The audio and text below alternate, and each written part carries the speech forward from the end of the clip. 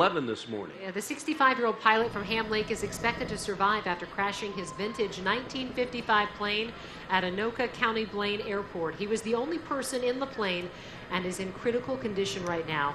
Thanks to some good Samaritans, he was quickly pulled from that wreckage. Fox 9's Paul Bloom joining us now to tell us about these two men who jumped right into action. Paul? And Kelsey, good evening to all of you out at the fair. What a remarkable story here in Blaine of guts and bravery. Let me step out of the shot here at the Anoka County Blaine Airport. Let Peter zoom on in. You can still see some of the wreckage there, particularly the tail portion of this plane. It went down maybe 75 yards from the fence line, not far from busy Radisson Road. As Kelsey mentioned, a couple of guys just driving by, saw the crash, saw the fire, and that's when adrenaline kicked in.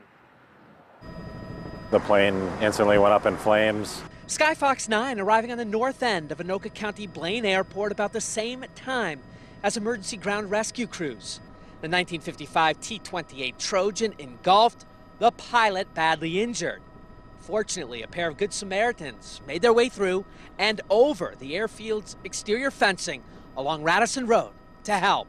I immediately pulled over onto the bike path, called 911, looked over, I could see a gentleman on the ground that was on fire. How horrific was that scene? It's pretty gruesome when you come up to a guy that's still kind of on fire, trying to get the fire off of him. Jonathan Wells and Kevin Potter didn't hesitate. The pair made sure the flames on the pilot's jumpsuit and parachute were out, and then dragged him some 50 yards away from the burning wreckage, fearing an explosion. Was he in a lot of pain? He said he just needed a lot of water because he had some burns on his face and on his chest area. The pilot, ID'd tonight as Chuck Cook, 65 years old of Ham Lake. We're told he is a veteran aviator. Cook was flown by helicopter to HCMC. Fellow pilots watching the emergency response nearby, distraught. You know, we just are concerned about anyone that goes down, but particularly a friend. We've lost a couple of friends this way. Authorities describing Cook's injuries at a midday news conference as, quote, serious but not life-threatening, singling out Kevin and Jonathan's heroics. It could certainly may have had a different outcome if they hadn't been there and hadn't done that. They insist it was pure instinct.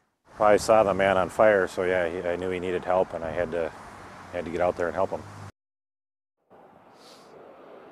And taking another live look at that wreckage as they clean it up, the NTSB, the FAA, we are told, will be in charge of the investigation into what went wrong for this vintage aircraft. And as we pull out and you take a look at the fencing, this isn't just any fencing. This is barbed wire these guys climbed over and climbed through. But they said when they saw that pilot literally on fire, they knew they had to get out onto that airfield to help out.